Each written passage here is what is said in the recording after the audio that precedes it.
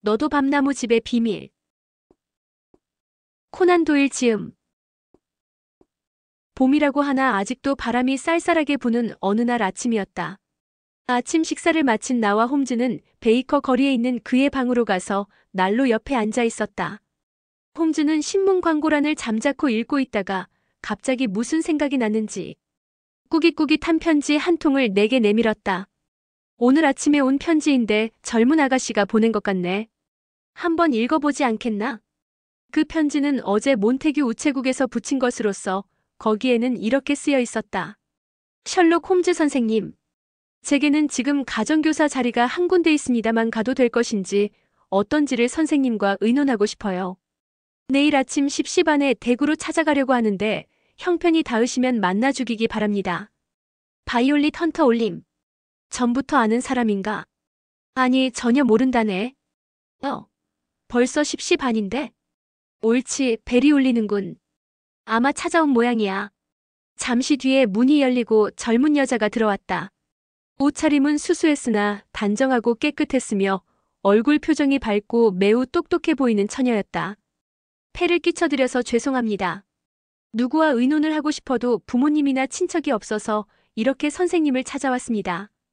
홈즈는 이 아가씨가 마음에 쏙 들었는지 얼른 의자를 권했다. 그 아가씨는 의자에 앉아서 침착한 목소리로 이야기를 시작했다. 저는 5년 동안 스펜스 멀로 대령님 댁에서 가정교사로 있었습니다. 그런데 약 2달 전에 대령님이 캐나다로 정근을 가시는 바람에 식구가 모두 그리로 이사를 가버렸어요. 그래서 저는 갑자기 직업을 잃게 된 거지요. 저는 신문에 광고를 내고 또 웨스트엔드에 있는 가정교사 소개소에도 부탁해 두었습니다. 그런데 좀처럼 연락이 없고 또 그동안 조금씩 모아두었던 돈도 거의 바닥이 나서 앞으로 어떻게 해야 하나 걱정을 하던 중이었어요. 저런 무척 걱정이 되었겠군요. 예, 저는 일주일에 한 번씩 그 가정교사 소개소에 들르곤 했지요. 지난주에도 갔었어요. 소장실에는 소장인 스토퍼 부인과 몹시 뚱뚱하고 상냥한 중년 신사분이 함께 계셨어요. 제가 소장실로 들어가자마자 그분은 벌떡 일어서서 스토퍼 부인을 바라보면서 큰 소리로 이렇게 말하는 거였어요. 이분이 좋겠습니다. 내가 생각하고 있던 바로 그런 사람입니다. 아주 훌륭합니다. 그리고는 저를 보고 말을 걸었습니다. 당신은 가정교사 자리를 원하신다고요? 예. 급료는 얼마나 바라십니까? 얼마 전까지 멀로 대령님 댁에서 한 달에 4파운드씩 받았습니다. 그건 너무 심하군. 그 신사는 깜짝 놀란 듯이 두 팔을 쳐들고 이렇게 말했어요. 당신처럼 교양 있는 처녀에게 그 정도밖에 주지 않다니 세상에 그럴 수가. 아니에요, 교양은 뭐. 저는 겨우 프랑스어와 독일어를 할 수 있을 뿐이고 음악이나 그림은 전혀. 원 겸손의 말씀을. 그런 것은 아무래도 좋아요. 중요한 것은 아가씨의 태도에 품위가 있다는 겁니다. 우리 집에 와주신다면 1년에 100파운드를 드리겠소. 그때 저는 아주 놀랐어요. 아무리 인심이 후하다고 해도 이제 막 학교를 졸업한 사람에게 100파운드나 급료를 주는 가정이 어디 있겠어요? 제가 이상하다는 표정을 짓자 그분도 그것을 알아차리셨는지 급하게 지갑을 꺼내서 지폐 한 장을 뽑아내셨어요. 믿지 못하겠다는 거군요. 하지만 나는 절대로 거짓말을 하는 사람이 아닙니다. 그리고 항상 약속된 급료의 절반을 먼저 드리고 있습니다. 여비와 필요한 물건을 마련하는 데 써주십시오. 그분은 줄곧 웃는 얼굴로 저를 바라보았어요. 저는 그렇게 자상한 분은 처음 보았답니다. 여기저기에 빚이 조금씩 있는 제게는 참으로 좋은 자리였어요. 그런데 가만히 생각해보니 어딘가 이상한 느낌이 들었어요. 그래서 좀 못하긴 해도 결정하기 전에 몇 가지를 물어보아야겠다고 생각했어요. 오, 그것 참 잘하셨습니다. 그래서 우선 저는 이런 식으로 물어보았어요. 실례입니다만 살고 계신 곳이 어디입니까? 햄프셔 군입니다. 경치가 아주 좋은 곳이지요. 윈체스터에서 8km 정도 들어와서 너도 밤나무 집을 찾으면 됩니다. 그런데 제가 할 일은요? 남자아이가 한 녀석 있습니다. 올해 6살 난 장난꾸러기지요. 그럼 제가 할 일은 그 아드님만 돌보아드리면 되는 건가요? 그렇습니다. 그리고 틈이 있으면 집사람의 부탁도 들어주었으면 합니다. 물론 하인이나 하녀에게 시킬 만한 일은 부탁드리지 않겠습니다. 예, 제가 할 수 있는 일이라면 무엇이든지 하겠어요.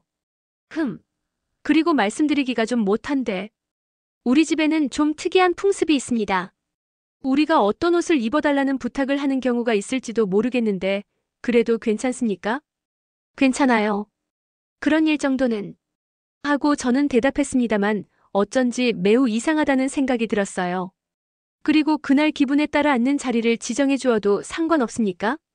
예, 물론이지요. 그리고 또 한 가지, 우리 집에 오기 전에 아가씨 머리카락을 좀 짧게 잘라주었으면 합니다만, 저는 깜짝 놀랐습니다. 이렇게 길고 아름다운 갈색 머리카락을 짧게 자르면서까지 가정교사가 되고 싶지는 않았거든요. 그래서 그 자리에서 저의 뜻을 분명히 말씀드렸습니다. 그분은 무척 실망한 표정으로 다음과 같이 말씀하시고는 돌아가시더군요. 그럼 곤란한데요. 다른 점은 하나도 부족하지 않은데. 그렇다면 어쩔 수 없지요. 저도 별로 기분이 좋지 않아서 그냥 돌아와 버렸습니다. 그런데 돌아와서 다시 생각하니 그렇게 좋은 자리를 놓치기가 어쩐지 아까워졌어요. 그래서 다음날 아침 일찍 스토퍼 부인을 찾아가야겠다는 생각을 하고 있는데 편지가 왔습니다. 여기 제가 가지고 왔는데 읽어보겠어요. 마이너스 바이올릿 헌터 양. 느닷없이 편지를 드려서 죄송합니다만 소개소에 부탁해서 당신의 주소를 알았습니다. 그런데 저번 일에 관하여 다시 잘 생각해서 승낙해 주실 수 없겠습니까? 실은 집에 돌아와서 집사람에게 당신 이야기를 했더니 몹시 좋아하면서 그런 분이라면 꼭 부탁해서 와주시도록 권하라고 성화입니다. 보수도 1년에 120파운드를 드리겠습니다. 성격이 남다른 사람들만 모인 가족이기 때문에 처음에는 좀 어색한 때가 있겠지만 곧 재미있게 지내실 수 있을 겁니다. 구경 삼아 이곳으로 와주시면 정말 고맙겠습니다. 기차 시간만 알려주시면 윈체스터역으로 마중 나가겠습니다. 너도 밤나무 집에서 제 프로 루켓을 마이너스. 이런 편지입니다. 그래서 저는 너도 밤나무 집으로 가기로 결심했어요. 그러나 저쪽과 약속을 하기 전에 일단 홈즈 선생님께 말씀을 드리고 상의를 하고 싶어서 이렇게 찾아온 거예요. 저는 일단 가기로 마음은 먹었지만 어쩐지 불안하고 초조해요. 혹시 제가 위험한 일이 생기게 된다면 도움을 주셨으면 해요. 알겠습니다. 뭔가 신변의 위험을 느끼거나 걱정거리가 생기면 전보로 알려주십시오. 즉시 도우러 가겠습니다. 그렇게 말씀을 해주시니 안심을 하고 갈 수 있겠어요. 오늘 밤에 머리카락을 자르고 내일은 윈체스터로 떠나겠습니다. 헌터 양은 얼굴에 웃음을 띠고는 몇 번이나 고맙다는 인사를 하고 돌아갔다. 나는 홈즈에게 말했다. 나이는 어리지만 매우 침착한 아가씨로군. 그렇지 않았다면 가지 말라고 말렸을 텐데. 머지않아 저 아가씨에게 무슨 소식이 꼭 올 것이네. 홈즈의 이 추측은 적중했다. 2주일이 지난 어느 날 밤에 그 처녀가 보낸 전보가 도착한 것이다. 홈즈는 한번 훑어보고는 내게 건네주었다. 와트슨, 기차 시간표를 좀 알아봐주게. 나는 먼저 전보를 읽어보았다. 마이너스 내일 정오 윈체스터의 블랙스완 호텔로 오시기 바람. 아필이 막막함. 헌터 마이너스. 자네도 꼭 함께 가세. 하고 홈즈가 말했다. 물론이지. 아침 9시 반에 출발하는 열차가 있군. 이 기차를 타고 가면 윈체스터에는 11시 반에 닿을 것이네. 하고 내가 대답했다. 다음 날 아침 11시에 우리가 탄 열차는 윈체스터시 근처를 달리고 있었다. 화창한 봄 날씨답게 푸른 하늘에는 하얀 솜 같은 구름이 몇 조각 둥실 떠 있었다. 울긋불긋한 지붕이 푸른 나뭇잎 사이로 언뜻언뜻 보였다. 우리를 태운 열차는 잠시 뒤에 윈체스터역으로 들어갔다. 블랙스완 호텔은 역에서 그리 멀지 않은 곳에 있었으며 낡긴 했지만 꽤 유명한 호텔이었다. 호텔에서는 헌터 양이 먼저 와서 우리가 오기를 기다리고 있었다. 게다가 방을 따로 하나 잡아두고 식사 준비까지 해놓고 있었다. 헌터 양은 우리를 보자마자 활짝 웃으면서 말했다. 어서 오세요. 와주셔서 대단히 고맙습니다. 저는 어찌할 바를 모르고 쩔쩔매고 있었어요. 그런데 무슨 일이 있었습니까? 처음부터 자세히 이야기를 해주십시오. 하고 홈즈가 말했다. 홈즈의 말이 끝나기도 전에 헌터 양이 이야기를 시작했다. 지금까지 있었던 일을 모두 말씀드리겠어요. 처음에 역에 도착하니까 루캐슬 씨가 마중을 나와 있었어요. 그래서 저는 루캐슬 씨의 마차를 타고 너도 밤나무 집으로 갔습니다. 루캐슬 씨의 너도 밤나무 집은 정말 아름다운 곳이었어요. 물론 그 저택은 오래되고 낡았습니다만 주위가 모두 너도밤나무 숲이기 때문인지 매우 경치가 좋았어요. 루캐슬 씨는 저녁 때가 되어서야 제 프로 부인과 아들을 만나게 해주셨어요. 부인은 말이 없고 얼굴이 창백했으며 루캐슬 씨보다는 훨씬 나이가 어려 보였어요. 루캐슬 씨는 50살 정도 되어 보였는데 부인은 아직 30살도 안 된 것 같았어요. 두 분은 약 7년 전에 결혼을 하셨다고 해요. 그리고 루캐슬 씨는 전 부인과의 사이에 따님 한 분을 두셨다고 하더군요. 그 따님은 앨리스라고 하는데 지금은 미국 필라델피아에서 살고 있다고 해요. 루캐슬 씨는 그 앨리스 양 때문에 지금 부인과 사이가 좋지 않은 경우가 가끔 있다고 저에게 살짝 말해주더군요.